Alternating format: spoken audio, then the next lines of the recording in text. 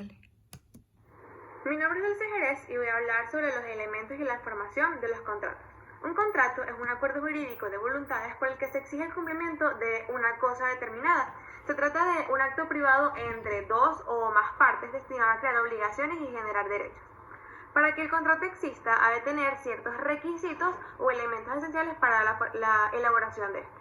Cuando hablamos de los elementos esenciales de la existencia de un contrato, el artículo 1141 del Código Civil expresa que las condiciones necesarias para la existencia del contrato son que exista el consentimiento de las partes, que exista el objeto que pueda ser materia del contrato y que exista la causa lícita. El consentimiento puede ser anulado o no valedero cuando es producto de la intimidación, el fraude, la violencia o la equivocación. El objeto no es más que los bienes o servicios que son contemplados en el intercambio que ocurre en todo contrato. Cuando el objeto inmediato del contrato puede ser la obligación del motivo por el cual se crea el contrato. Por lo general, la obligación tiene por objeto hacer algo o dar algo, debido a que son cosas o servicios lo que se hacen o se dan.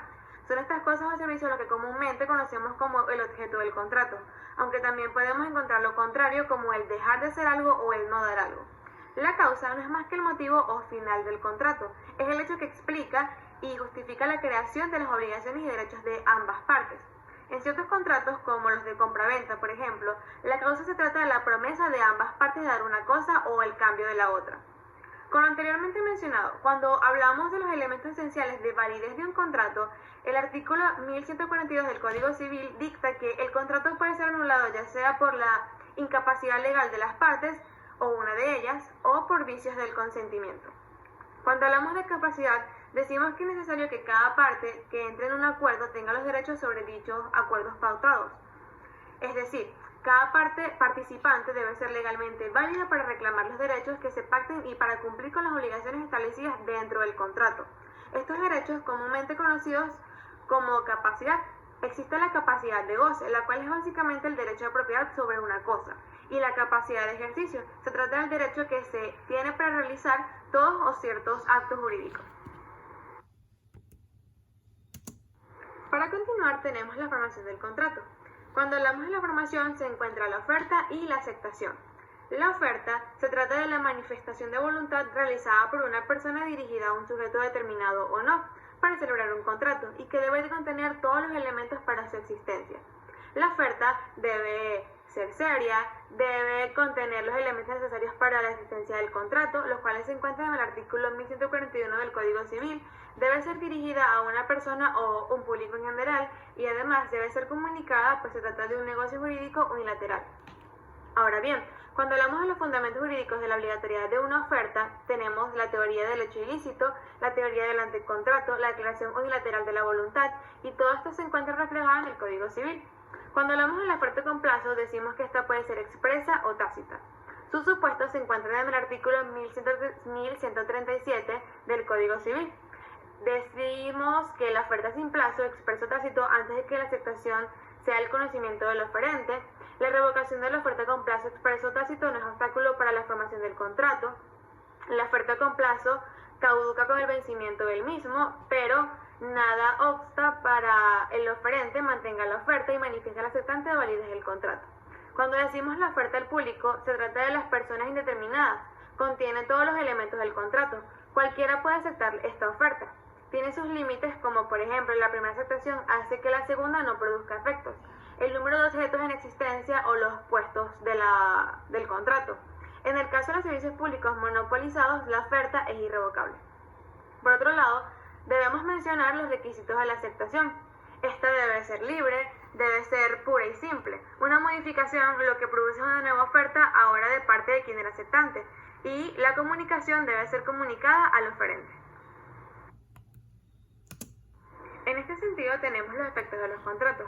En el Código Civil venezolano encontramos los efectos internos y los efectos externos. Cuando hablamos de los efectos internos, tenemos primero el principio de relatividad de los contratos. En el artículo 1166 del Código Civil se dice que expresa que de tal manera, siendo el fruto del acuerdo de voluntades, en principio solo surte efectos entre ellos. Pues la regla general es que los contratos no pueden surtir efectos internos frente a terceros. Solo el titular del derecho de crédito es la persona que puede exigir el cumplimiento de una obligación. Un tercero no puede hacerlo. Las partes son las personas que en un acto de su propia voluntad han celebrado el contrato, que han consentido crear un vínculo jurídico entre ellas, comprometiéndose sus respectivos patrimonios y se forma una comunidad conyugal. Los terceros son las personas cuya voluntad de ninguna manera ha intervenido durante el contrato. Ahora, cuando hablamos de los efectos externos, a pesar de la relatividad de los contratos, los terceros no pueden ignorar la existencia del contrato ajeno. Por lo tanto, el tercero debe respetar las existencias de ese contrato y reconocer la situación jurídico-material. Por su efecto, este se convierte en un complemento de la relatividad, pues para los terceros es un hecho que existe esta realidad. Cuando las excepciones de los efectos internos del contrato, tenemos que los contratos que producen efectos a favor de terceros, la estipulación a favor de terceros, los casos en los cuales la ley establece acción directa como la otorgada al arrendador en contra del subarrendatario, los intermediarios de la obra, los contratos colectivos de trabajo. Cuando decimos el efecto expansivo de la convención colectiva, todo esto reflejado en el Código Civil. Cuando hablamos de la fuerza obligatoria de un contrato, entendemos que esto implica que las partes deben respetar las obligaciones que válidamente han contraído, teniendo esta fuerza vinculante para ellas y, por tanto, exigibilidad para su cumplimiento. Para continuar sobre los aspectos de la formación del contrato, nos encontramos también con la excepción de un contrato no cumplido.